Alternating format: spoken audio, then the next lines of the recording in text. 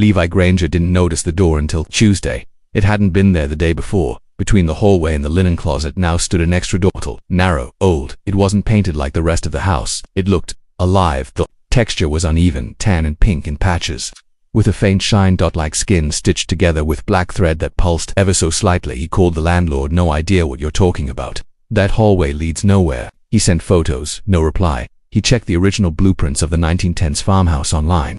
The hallway ended in a blank wall, no door, no room behind it. He didn't touch it, just stared. So did his daughter, Myra, who tilted her head and whispered, "Why is it breathing?" What? She pointed.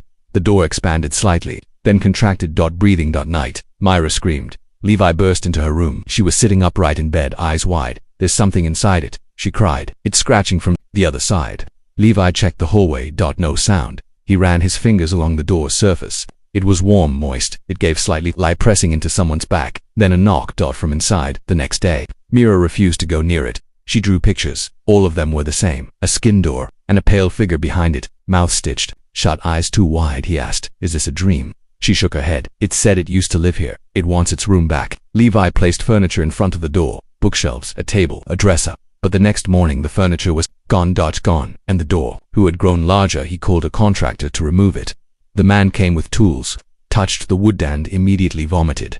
"I'm not touching that again," he said, pale and shaking. "That's not wood." That night, Myra sleepwalked. Levi, when found her standing inches from the door, whispering, "I'll let you in this time." He pulled her away. She screamed and bit him.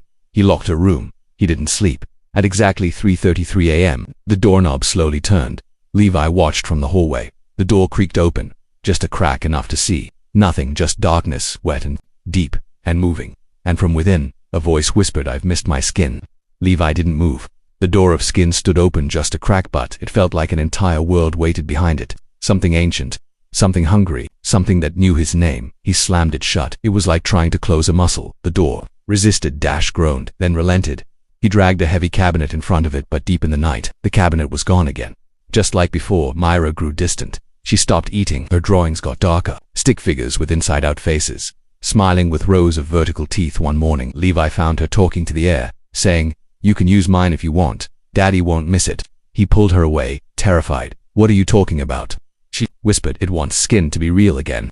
He drove her to a motel the next night, but the door was in the room. Same height, same shape, same stitching. It was growing. Following. Or maybe it was inside them now. He did research, all archives, land records, newspaper clippings. In 1921, a man named Jonas Hartley built the farmhouse. A mortician. Rumors said he performed illegal experiments, collecting the skin of the dead and sewing it into a new body, a perfect vessel for his soul.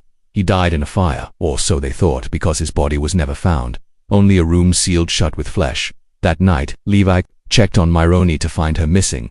The door was wide open. Inside, a narrow staircase, descending into black. Walls lined with old photographs, seats showing the same man in different decades.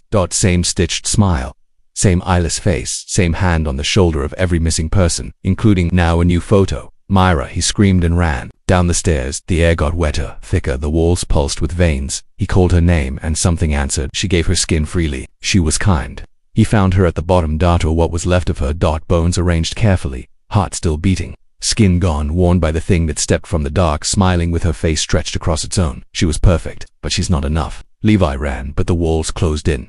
A door slammed behind him, a new one, still wet and raw. He had no choice. He turned, faced the creature. "You can't take me," he said. It smiled wider. "You're already part of me. You lived in my house. You looked through my mirror. You fed me your fear. You opened the door."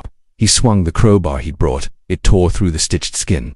The creature screamed, hundreds of voices all at once. The house above shook. Walls cracked, light poured through seams in the floor. And then silence. Levi awoke in the hospital 3 days later. They said they found him in the burned remains of the farmhouse. No door, no daughter, no evidence anyone else had ever lived there. Just his own name carved into the floor, with black thread nailed. Beside it, he lives alone now. Every night, at 3:33 a.m., he hears footsteps in the hallway. No door, no voice, just the quiet pull of something behind the walls, waiting for skin.